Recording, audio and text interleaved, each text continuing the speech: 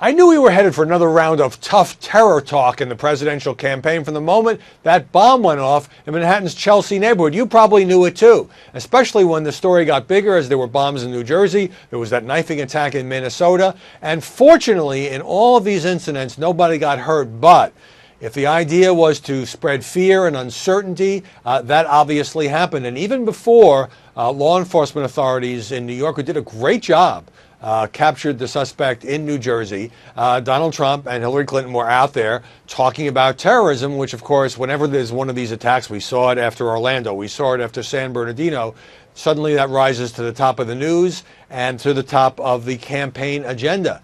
But, you know, the press has been very vigilant, shall we say, in trying to call out Donald Trump whenever he uses overly harsh language. So, for example, when he said repeatedly that Hillary Clinton and Barack Obama each were a founder of ISIS. Well, obviously that's literally not true, and Trump was using shorthand to say that their policies contributed to the rise of ISIS, but the press kind of called foul, and his language was technically inaccurate, so that's fine.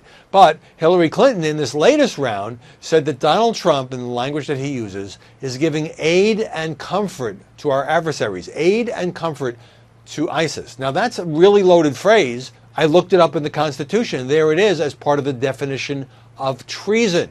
The Trump campaign fired back and said Clinton is accusing him of treason. She didn't use that word. That was the clear implication. I didn't see any stories that said, gee, maybe Hillary Clinton went too far in saying aid and comfort. I saw it reported in a bunch of places just in a perfectly factual, straightforward manner. But it seems that the sensitivity that many in the press have to Trump's language didn't apply in this case to what Hillary Clinton said. Now, Trump, of course, uses this to say that Hillary Clinton, for all of her experience at the State Department and in government, that her approach and Obama's approach isn't working. He calls for more extreme vetting. He calls for, a tougher approach to taking on the terrorists.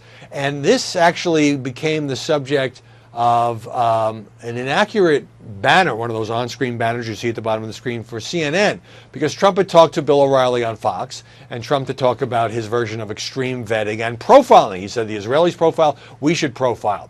The CNN banner said Trump comes out for, quote, racial profiling. Well, Trump never used the word racial in that interview. Now, there's a perfectly legitimate debate to be had about whether he really means racial profiling, whether mostly Muslims would be on the receiving end of such profiling efforts. O'Reilly said, well, what do you mean profile people who look suspicious? How do you determine that? And certainly in the past, Trump has talked about a temporary ban on all Muslim immigrants. He says now he's not talking about Muslim. That's exactly what he said to O'Reilly. Instead, it showed up in that banner. So basically, the bottom line here is the conventional media wisdom is that when terror occurs, when there are attacks, when we're all talking about it, that this helps the challenger, in this case Trump, and certainly that was true in the primaries. I'm not so sure about it in a general election where he's going up against a former Secretary of State who has more experience in these matters, but I do know this.